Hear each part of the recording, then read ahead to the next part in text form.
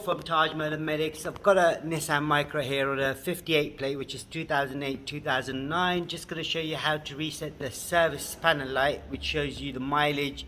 In this case, this has gone over, I think, 10,000 miles or 11,000 miles.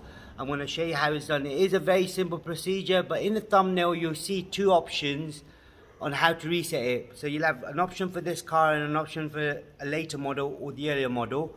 So I don't know which one it is, but you'll have that in the thumbnail. So if you're confused on how to do it, you can check that out. Now to reset, I'm just going to show you. If you look right in there, so if I switch the ignition on, you can see it says minus 15,000. That's 15,000 miles. That's quite a lot. So what I got to do, switch the ignition on, and then immediately press and hold this button for 5 seconds. So I'm going to do that again. Switch the ignition on, immediately press this button within 5 seconds, and then let go, and then press it again. You see it says 12,000 miles. Now if I wanted to change that to 12,500, I can do that. I then let go of the button